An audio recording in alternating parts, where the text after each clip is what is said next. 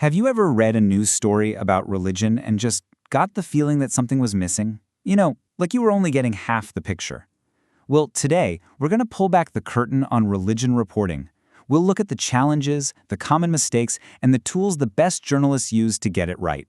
Trust me, this will change how you read the news.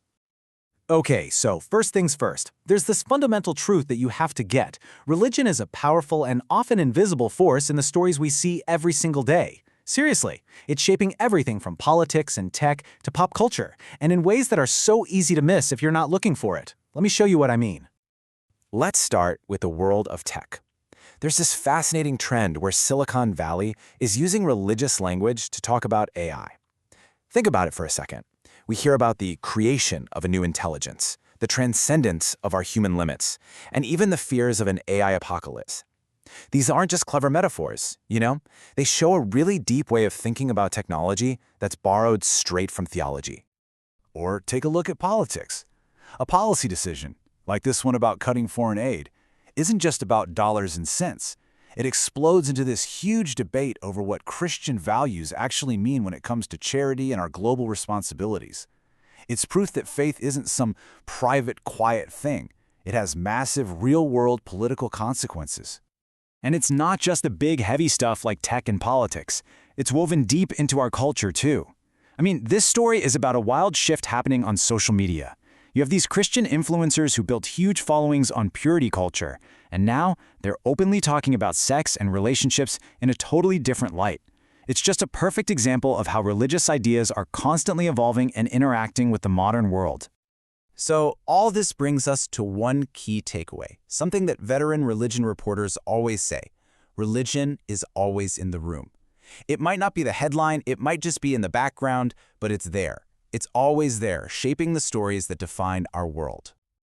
Okay, so if religion is everywhere, why is it so often covered so badly? What's the deal? Well, a huge part of the answer is something called the knowledge gap. And it's not just a gap with the public, it's a gap that can exist inside newsrooms too. So to really get why this is so tough for reporters, you have to look at the religious landscape of the US today. While, a majority, about 62%, identify as Christian, the picture is way more complex now. Almost a third of Americans, 29%, say they're religiously unaffiliated. These are the so-called knowns. And another 9% belong to other faiths. This isn't one single culture. It's an incredibly diverse and shifting environment. And here's where that knowledge gap just becomes crystal clear. Research shows that more than half of Americans admit they know little or nothing about major world religions like Islam, Buddhism, or Hinduism. Now imagine you're a journalist. How do you possibly explain the subtleties of a faith tradition to an audience that might not even know the absolute basics? It's a huge challenge. And this right here is a perfect, if painful, example of what happens when that gap isn't bridged. After the tragic Parkland school shooting, an AP story quoted a sheriff talking about visiting grieving families. The story said the families were sitting and shivering, but what he actually said and what was happening was that they were sitting Shiva, which is a sacred Jewish ritual of mourning.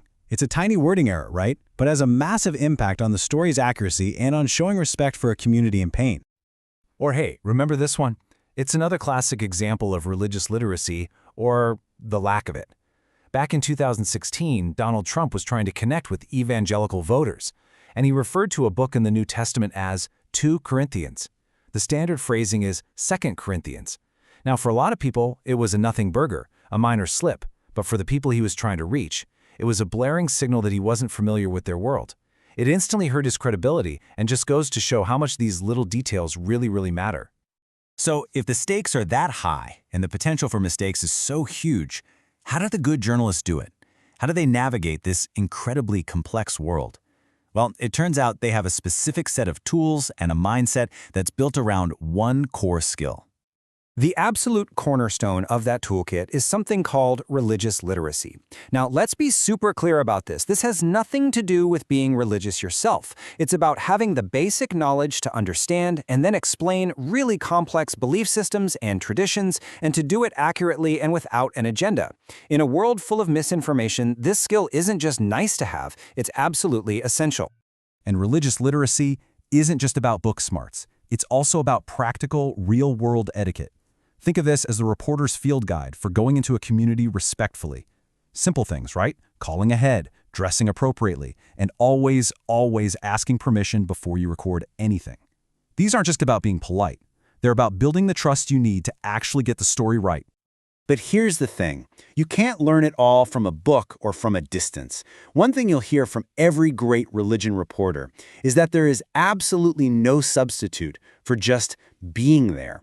To really understand a community, you have to experience it. You have to see the sights, hear the sounds, feel the mood of the room. That's where the real story lives. So in the end, it all comes down to a particular kind of person, a specific mindset. The best religion journalists are driven by this deep, genuine curiosity. They are obsessed with accuracy. They have absolutely no agenda to push. They are fair, they're balanced, and maybe the most important thing of all, they are truly willing to just spend time with people who see the world in a way that might be completely different from their own. Okay, so we've peeked inside the journalist's toolkit. Now, what about us? How can we take these same ideas and use them to become smarter, more critical readers of the news? How do we learn to spot the good stuff and see the red flags in the bad stuff? Here's a little checklist you can use. The next time you read a story that touches on religion, ask yourself these questions. Does the story actually explain the context behind a belief, or does it just throw out a strange-sounding quote? Does it show you that a faith is diverse, or does it just give you two warring sides? And this is a big one. Does it let people explain their faith in their own words? These are the signs of quality, thoughtful journalism. There's this quote that really just wraps it all up perfectly. Being true to one's faith does not require being false to another's. And you know what? That's not just for journalists. That's for us as readers, too. It's a reminder that you can be confident in your own worldview and still try to understand someone else's honestly and fairly. That's really the heart of it all. So I'll leave you with this question. Now that you've seen what goes into getting it right, the next time you come across a story about faith, will you be able to see past the easy headlines? Will you see the nuance, the context, and the shared humanity that's really there?